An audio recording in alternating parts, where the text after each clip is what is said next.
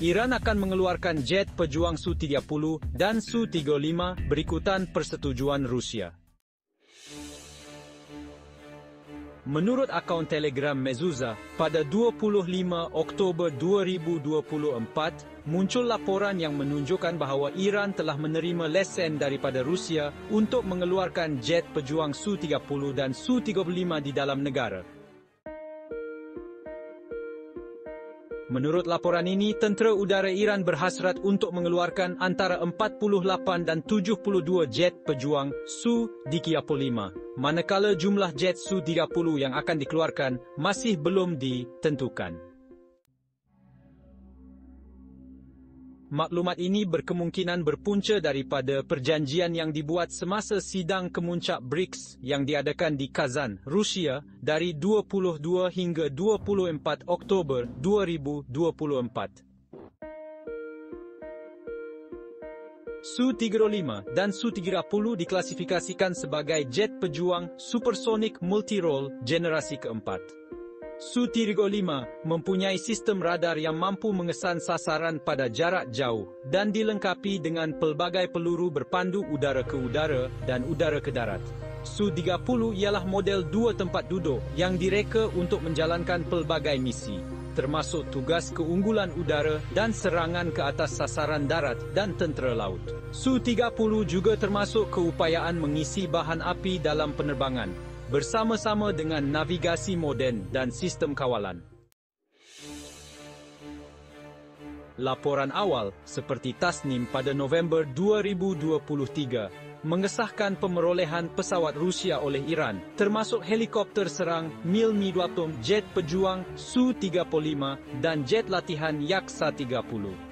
Menurut Sardar Syed Mehdi Farhi, Timbalan Menteri Pertahanan dan Sokongan untuk Angkatan Tentera Republik Islam Iran, pengambilalihan ini adalah sebahagian daripada usaha berterusan untuk meningkatkan keupayaan penerbangan ketenteraan Iran, terutamanya memfokuskan pada peningkatan helikopter dan penambahbaikan kepada penerbangan malam dan avionik sistem. Perkembangan ini sejajar dengan perbincangan yang diadakan pada Januari 2023 antara Igor Levitin, pembantu khas kepada Presiden Rusia, dan Naib Presiden pertama Iran, Mohammad Mokhbar.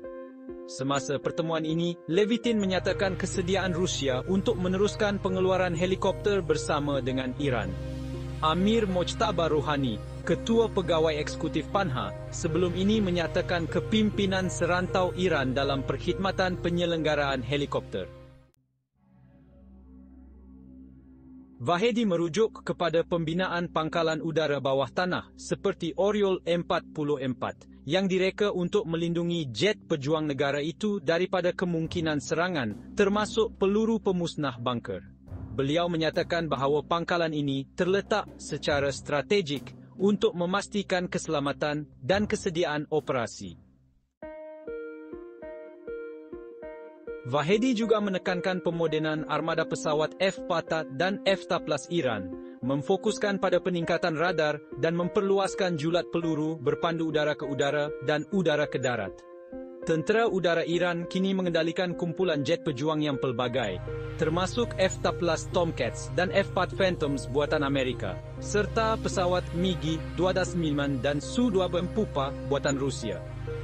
Armada itu juga termasuk jet keluaran tempatan seperti Hesa Saike dan Kausar.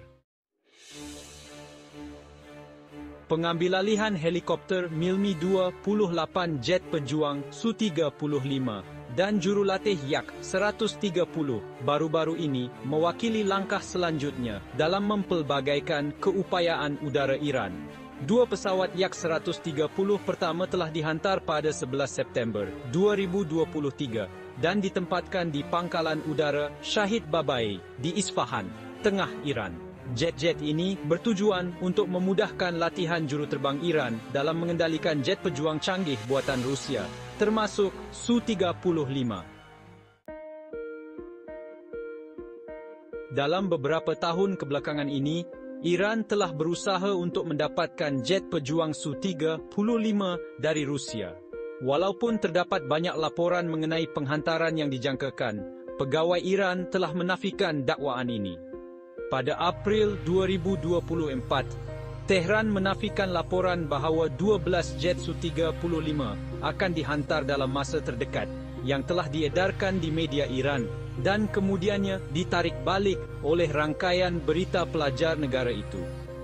Jangkaan yang sama telah dilaporkan pada awal Januari 2023, menunjukkan bahawa jet itu akan tiba menjelang match, namun penghantaran telah ditangguhkan. Walaupun kelewatan ini, keyakinan terhadap penghantaran akhirnya jet pejuang Su-35 kekal kukuh, disokong oleh kejayaan Iran memperoleh jurulatih Yak-130 dan helikopter Mi-28 pada November 2023. Spesifikasi Su-35 termasuk sistem avionik dan radar yang dipertingkatkan, yang direka bentuk untuk kedua-dua misi udara ke udara dan udara ke darat. Pesawat itu mempunyai kelajuan maksimum Mach 2.25 dan jarak operasi sejauh 3.600 km, menampilkan radar Active Electronically Scanned Array yang membolehkan untuk mengesan berbilang sasaran.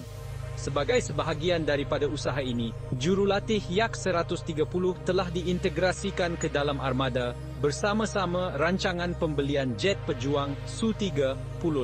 Penambahan ini mewakili satu langkah penting dalam strategi Iran untuk meningkatkan keupayaan udaranya di tengah-tengah penelitian yang berterusan dan meningkatkan perhatian terhadap perkongsian pertahanannya dengan Rusia. Amerika Syarikat telah menyatakan kebimbangan terhadap kerjasama yang semakin meluas antara kedua-dua negara, khususnya dalam konteks konflik yang sedang berlaku di Ukraine. Iran, bagaimanapun, telah menafikan membekalkan senjata kepada Rusia untuk digunakan dalam konflik itu. Tanpa mengira tuduhan ini, kerjasama pertahanan yang semakin meningkat antara Rusia dan Iran membentuk dinamik ketenteraan serantau. Jangan lupa untuk subscribe ke saluran YouTube dan share video ini jika anda mendapati berita ini menarik. Jumpa lagi di video seterusnya.